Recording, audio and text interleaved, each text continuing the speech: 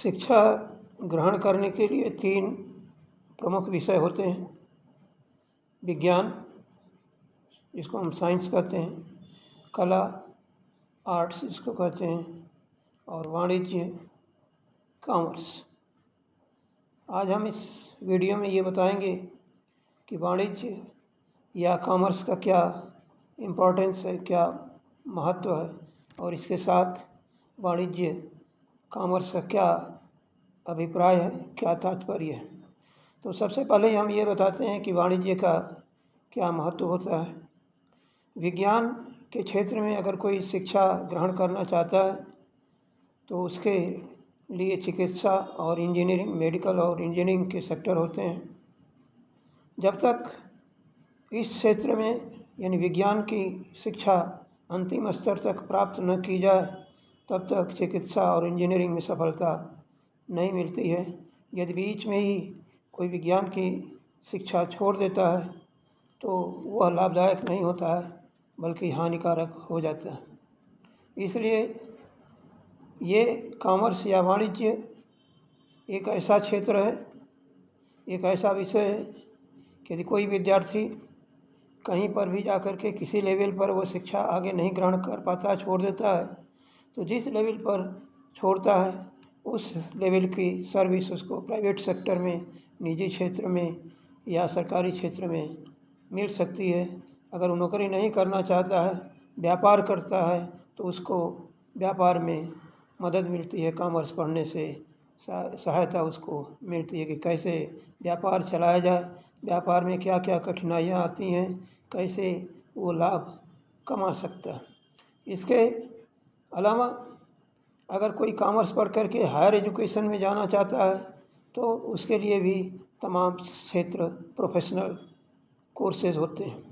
Professional courses में इसमें एक तो सबसे ज़्यादा प्रचलित क्षेत्र है CA या चार्टर्ड अकाउंटेंट जिसको कहते हैं। ये चार्टर्ड अकाउंटेंट सर्विस में भी रहते हैं और अगर प्राइवेट प्रैक्टिस करते हैं, प्राइवेट प्रैक्टिस अगर करते हैं तो भी लाख रुपए महीने के नीचे से नहीं इनको मिल पाता, उससे अच्छे ही मिलता है।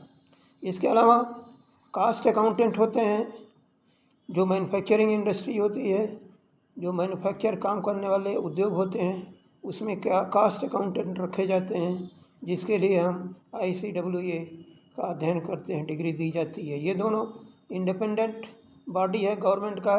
इनका जो विशेष एक्ट या विशेष अधिनियम के द्वारा ये स्थापित की गई है। इन क्षेत्रों में शिक्षा ग्रहण करना बहुत ही सस्ता होता है अपेक्षाकृत आपके मेडिकल लाइन में या इंजीनियरिंग लाइन में जाने के। इसी क्षेत्र में हर कंपनियों के लिए ये ज़रूरी होता है कि कंपनी सेक्रेटरी रखें, जिसको हम CS कहते हैं। अगर कोई CS या कंपनी सेक्रेटरी करना चाहता है तो वो अपना कर सकता है। इसके लिए भी इंस्टीट्यूट CS का है। तो ये तीनों इंस्टीट्यूट अलग अलग अपना स्वतंत्र कारोबार, स्वतंत्र कार्यभार देखते हैं, डिग्रियां ये देते हैं। ये सरकार की है, न कि निजी है। सरकार ने इनको एक विशेष अधिनियमों के तहत बनाया। इसके अलावा कोई अगर सर्विस में जाना चाहता है तो वो बैंक के सेक्टर में जा सकता है, यूनियन पब्लिक सर्विस कमीशन से, या UPSC, यूपी गवर्नमेंट के जो गवर्नमेंट सेक्टर हैं, ऑडिट विभाग, ऑडिट्स में जा सकता है, टैक्सेशन में जा सकता है, यहाँ नौकरी मिल सकती है।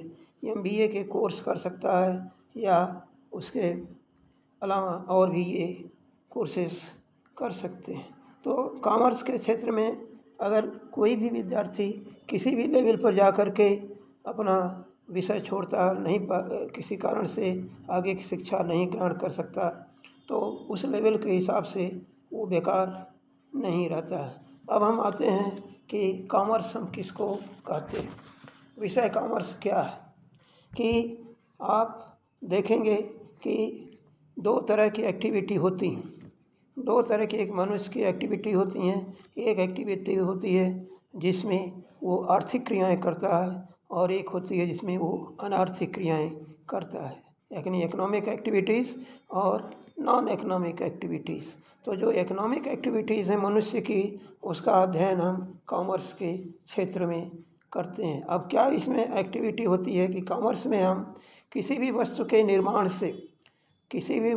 निर्माण से लेकर के उस वस्तु के उपभोग तक यानी कंजम्पशन तक जितनी भी एक्टिविटी होती है, जितनी भी कार्य उसमें किए जाते हैं, उनको हम वाणिज्य कहते हैं। जैसे वस्तु का निर्माण करना, निर्माण करके यहाँ फुटकर व्यापारियों तक लाना, फुटकर व्यापारियों द्वारा उपभोक्ताओं के हाथ में बेचना, उपभोक्ताओं द्वारा उसका उपभोग करना या उपयोग करना, ये सारी क्रियाएं कॉमर्स के अंतर्गत, वाणिज्य के अंतर्गत आती।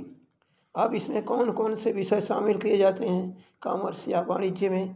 तो इसमें देखिए, सबसे पहले हम जहाँ निर्माण कार्य करते हैं, जहाँ वस्तुओं का निर्माण होता है, प्रोडक्शन होता है, मैन्युफैक्चरिंग होती है, उसको हम इंडस्ट्री के नाम से जानते हैं, यानी उद्योग के नाम से जानते हैं। तो जहाँ ये निर्माण कार्य हुआ, उसके बाद उपभोक्ता तक पहुँचाने के लिए जो काम किया जाता है वो आपका व्यापार कहलाता है, जिसमें हम क्रय विक्रय कहलाते हैं, यानी व्यापार या व्यवसाय करते हैं। इसके अंतर्गत सर्विस सेक्टर भी आते हैं, प्रोफेशन आते हैं। आदमी शारीरिक सेवाओं से या मानसिक सेवाओं के जरिए आय प्राप्त करता है।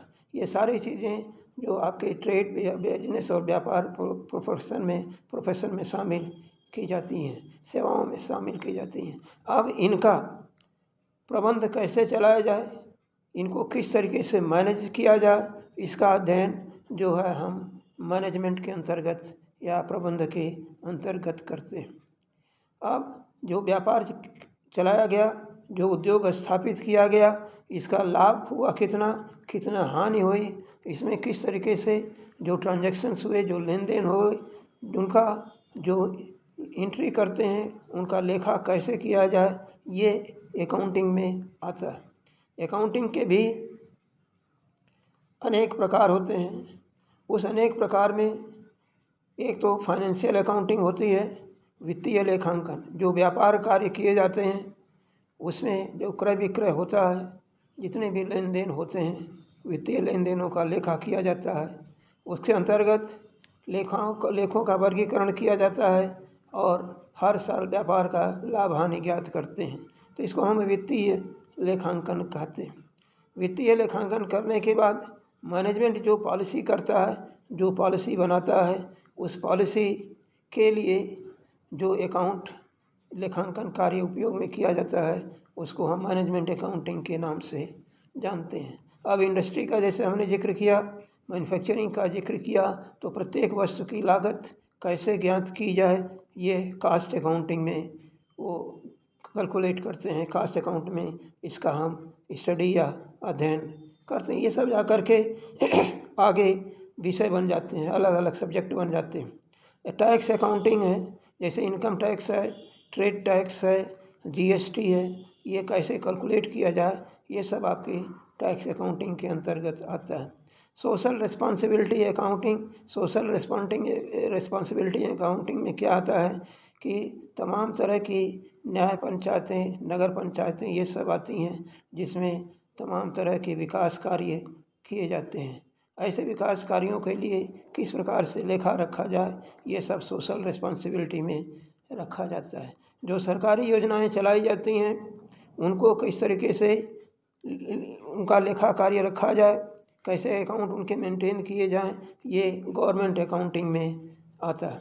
इसी प्रकार से ये जो पिछले 1 साल, 2 साल, 4 साल के जो डाटा है, जो आंकड़े हैं, वो एकत्र किए जाएं, इकट्ठा किए जाएं, उनका अध्ययन किया जाए, इंटरप्रिटेशन किया जाए, तो वो जो है उसकी स्टडी हम स्टैटिस्टिक्स या सांख्यिकी के अंतर्गत करते हैं।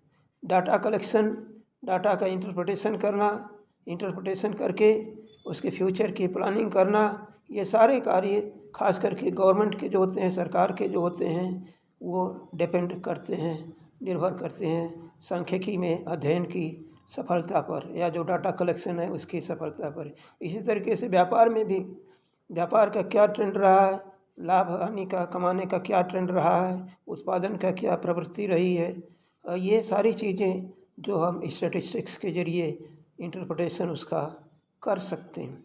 का इकोनॉमिक्स में जैसा कि हमने कहा कि मनुष्य की जो ह्यूमन एक्टिविटी होती है वो 2 तरह की होती है, एक तो आर्थिक और दूसरा अनार्थिक होती है। यानी जो धन से संबंधित क्रियाएं होती हैं और एक बिना धन के संबंधित। तो कॉमर्स के अंतर्गत जो धन से संबंधित क्रियाओं का अध्ययन किया जाता है, इसी प्रकार से इस धन से संबंधित क्रियाओं का अध्ययन ही अर्थशास्त्र कहलाता है कि मनुष्य किस प्रकार से, किन साधनों से, रिसोर्सेस से धन को अर्जित करे और कहाँ कहाँ वो व्यय करे, उसको जो है हम इकोनॉमिक्स में अध्ययन करते हैं।